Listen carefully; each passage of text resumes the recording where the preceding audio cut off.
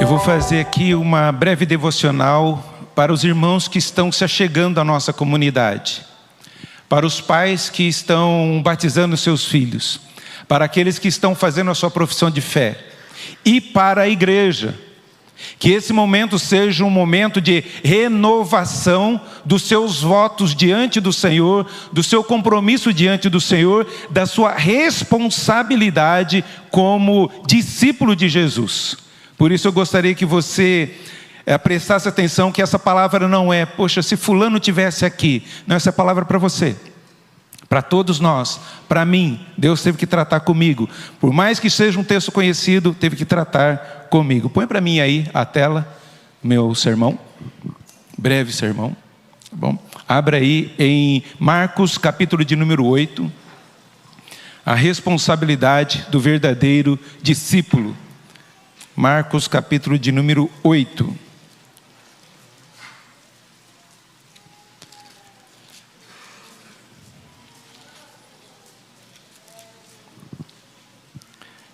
A partir do versículo de número 34.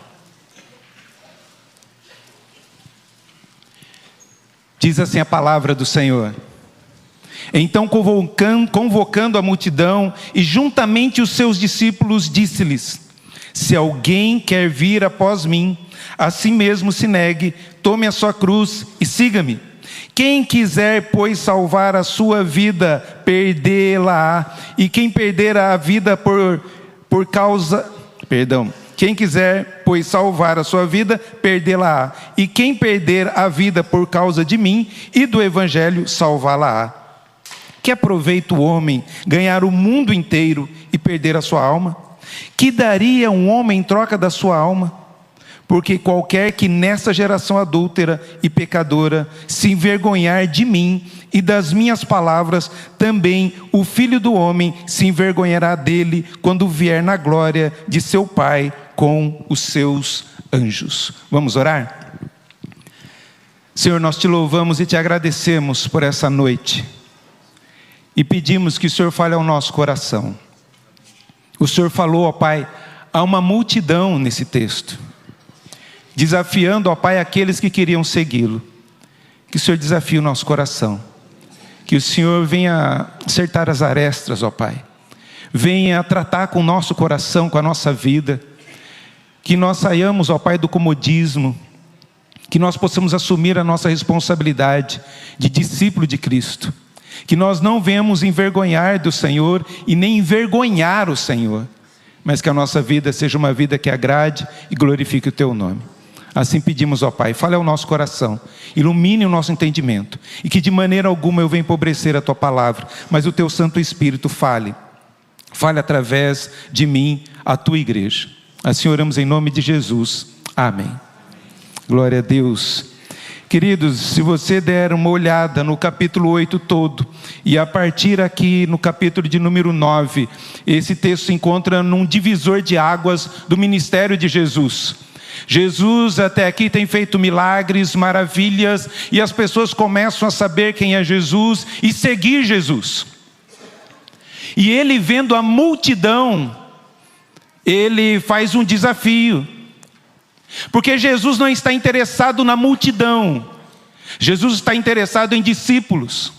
Muita gente estava seguindo Jesus por diferentes razões, porque estava em busca de um milagre, porque estava em busca de comida, porque estava em busca de uma palavra bonita, porque estava em busca de algo que pudesse beneficiá-lo, e não a razão principal, que é o Senhor Jesus, o Senhor das bênçãos, a razão principal da nossa vida, da nossa existência. E por isso Jesus começa a dizer sobre a sua morte.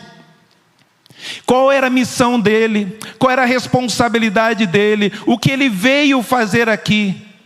E se você der uma olhada, ele fala aos discípulos aqui no capítulo 8, a partir do versículo 27. Quem diz o povo que eu sou? O Senhor é um dos profetas, o Senhor é isso, é aquilo. Tá, mas e vocês? O que diz? Quem eu sou? Tu és o Cristo. Tu és o Messias. Tu és o nosso Salvador. Pedro fala isso. E Deus elogia Pedro. Muito bem. Né? Deus abençoa Pedro por essa palavra. Deus se agrada, Jesus se agrada com essa palavra. Mas vai caminhando e Jesus agora fala: olha, é necessário que eu vá para Jerusalém. É necessário que a gente vá por esse caminho, porque eu vou sofrer, eu vou ser entregue nas mãos dos soldados, das autoridades, eu vou morrer, eu vou padecer, mas eu vou ressuscitar. E Pedro não gostou disso. Que negócio é esse, Senhor? O Senhor vai sofrer? A gente não quer um líder que sofra. E como que se chama Jesus à parte? Senhor, não faça isso. Não vem para fazer isso não. Tem outros meios. E Jesus diz o que para Pedro? Arreda, Satanás. Você não está cogitando das coisas de Deus, das coisas do alto, e sim as coisas da terra. É necessário que eu sofra. É necessário que eu padeça. É como a tentação de Satanás a Jesus. Tudo isso te darei se você me prostrar e me adorar. Se és filho de Deus, transforma essas pedras em pães. Por isso Jesus fala: sai fora, arreda, essas coisas aí não vêm de Deus não. O mesmo que elogia é o mesmo que fala coisas inapropriadas, iguais a alguns discípulos da Igreja Presbiteriana de Limeira, como eu, como você, pecadores que nós somos. E nesse contexto, porque eles esperavam um Messias, um Salvador político, que ia trazer uma paz terrena, mas Jesus fala: não, vocês não estão entendendo o que eu vim fazer. Por isso Jesus chama a multidão, convoca essa multidão. E aqui ele vai dizer quais são as responsabilidades de cada um dos discípulos. Não um Messias, ele não quer mostrar um Messias glorioso, político, vitorioso, mas um Messias sofredor que veio para nos salvar. E aí no versículo 34, ele vai dizer: então convocando a multidão e juntamente os seus discípulos, disse-lhes: se alguém quer vir após mim, a si mesmo se negue, tome a sua cruz e siga-me. Quais são essas responsabilidades do verdadeiro discípulo? Qual é a nossa disposição como discípulos de Cristo? O que nós temos que fazer e realizar segundo esse texto? E é bem claro, nós precisamos, para termos essa responsabilidade, estar disposto a renunciar. Evangelho é renúncia. Evangelho não é ganho, é renúncia.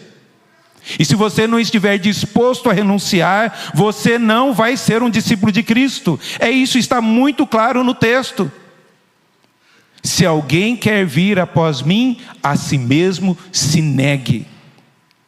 No mundo de exaltação, de curtidas, de exposição, de influencers, Jesus fala: não, aqui é diferente. Quem tem que aparecer sou eu, Jesus, e não vocês. E toda a honra e toda a glória é minha. E se você quer me seguir, você tem que se negar. Negar aos seus prazeres, negar os seus desejos, negar as suas vontades, para poder seguir a mim. Jesus disse isso bem claro. Jesus nos mostra que se queremos ser discípulos, nós temos que renunciar a nós mesmos e buscar fazer a vontade de Deus. Não mais o trono do meu coração está eu reinando, mas quem tem que reinar no trono do meu coração é o Senhor Jesus. E se Jesus é que reina, e eu vou deixar de fazer a minha vontade para fazer a vontade do Senhor, logo, algumas atitudes. Eu tenho que me humilhar para lavar os pés daqueles que não me caem bem. Eu abro mão das minhas vontades, do meu desejo de vingança, para lavar os pés daquele que me ofendeu, daquele que me traiu. Eu tenho que perdoar aquele que falou mal de mim.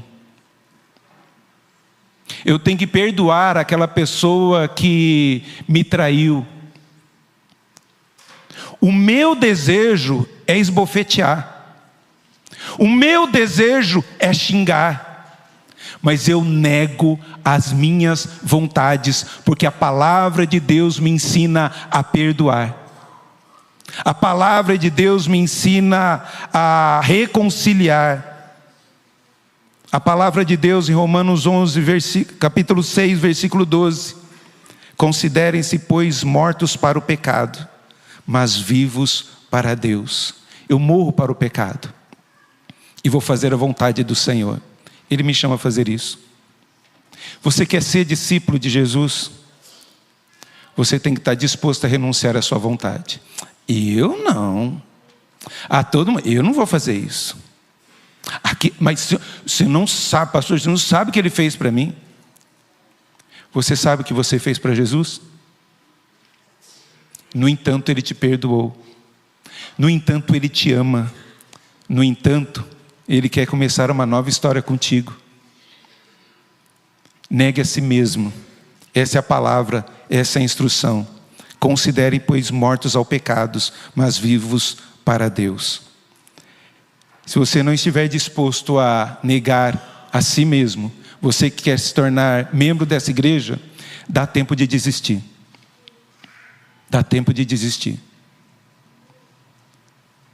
Aqui nós temos que abrir mão das nossas preferências, das nossas vontades, dos nossos desejos.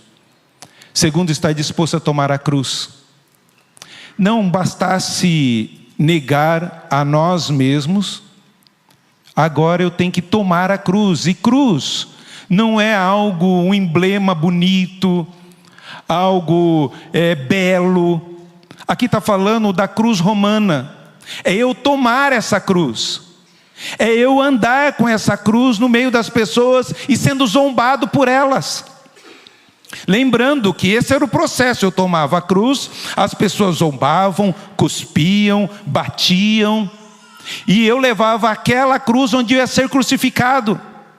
Logo, o verdadeiro discípulo tem que estar disposto a morrer, não apenas para si mesmo, mas disposto a dar a vida pela causa do Evangelho, pela causa de Cristo. Louvamos a Deus porque no nosso país não há perseguição, onde nós possa dizer, negue a Cristo ou senão você morre.